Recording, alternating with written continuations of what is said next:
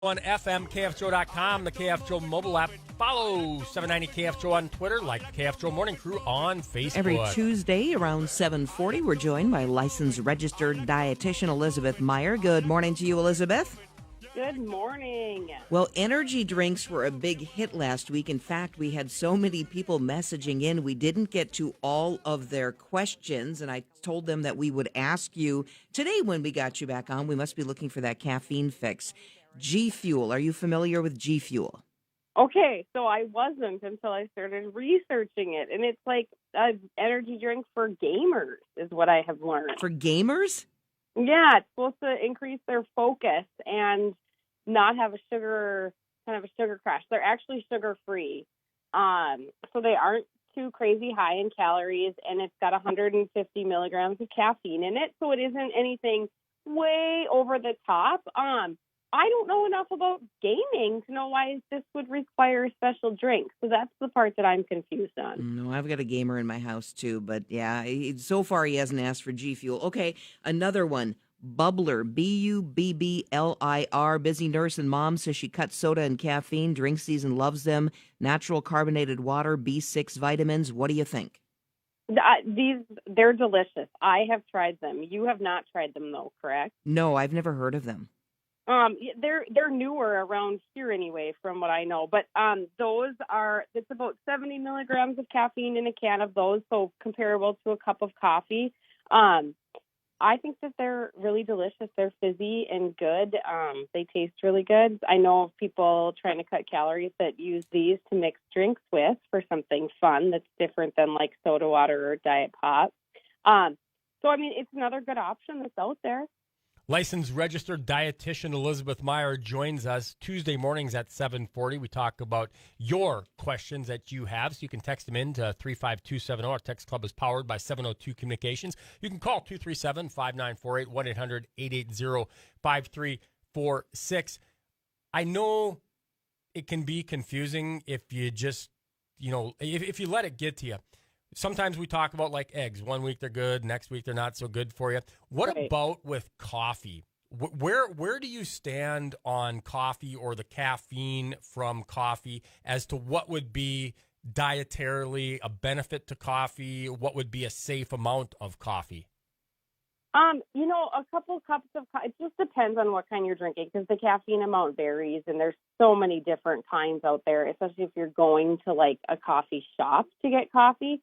So it varies, but a couple cups a day of just regular coffee is totally, totally fine. I drink like 2 cups in the morning and then I'm done. I'm not anybody who drinks it all day long. If you are drinking it all day long, I would suggest trying to switch it up, add some water in there, figuring out, are you just drinking it out of habit or are you feeling like it really keeps you awake? I don't get overly concerned, though, really, with just regular old coffee. It would be excessive energy drinks that actually make me more concerned. And I think in recent years, coffee's good for us, right? Yeah, it's been mostly positive. Lately, anyway. Lately, anyway. So I think that it's okay. But if you're overdoing it, and I think probably a lot of us are overdoing it, especially if you're somebody that's maybe working from home, you're maybe drinking more coffee because it's right there and you're just in a different environment.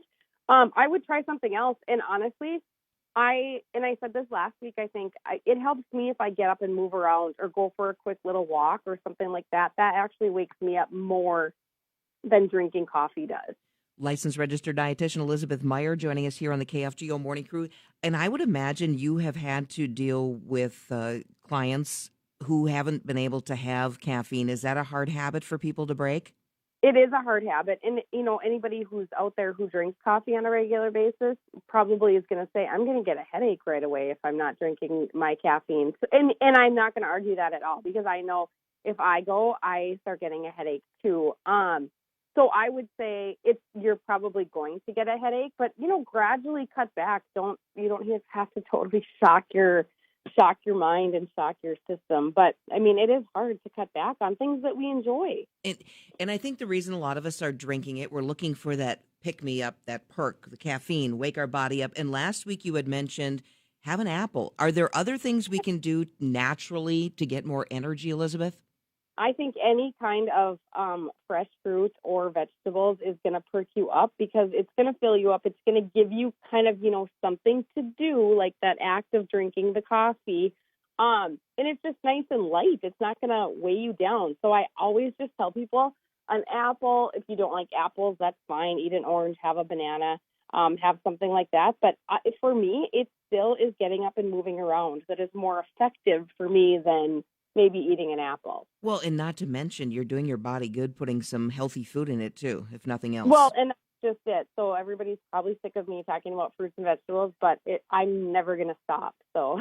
Well, no, I had the conversation with my son yesterday. Okay, he's 18. He's a high school senior. I mean, if he could eat nachos every day, French fries, fast food sandwiches, he would. But he actually came up last night. I'm so tired. And he's like, oh, are these red peppers you have cut up in the fridge? I'm like, yep.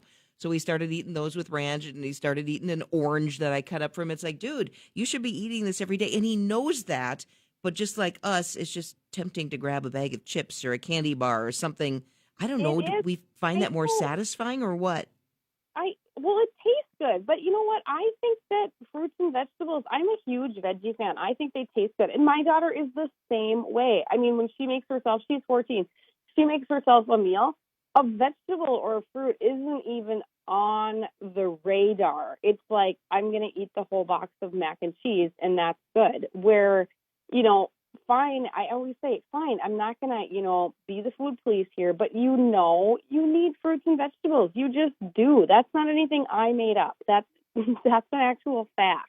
And I think it's just a typical teenager because I look at my other two and now they make healthy choices. And I go back to high school lunches. I'd hang out with my friends. They were smokers. I was not, but they'd have to go, off campus to smoke. We'd go to the convenience store and it was a bag of Doritos and a Diet Pepsi. I mean, that wasn't exactly health food back then either. Oh, no, and same thing, and I hope that it all changes for my daughter when she's out of the house, because I know, same for me, when we would go for lunch, it was never anything. I wasn't ordering a salad if we got to go out to eat or if we, went home for lunch. That was not what I was doing. Junk food, something magical in it that just tempts us every time, I suppose. I know, but ease yourself in, try to make little changes. It makes it easier. There you go. All right, Elizabeth, we'll catch you next week. Thank you. Sounds good. That's licensed registered dietitian Elizabeth Meyer joining us here on the KFGO Morning Crew. And thanks for the questions whenever you guys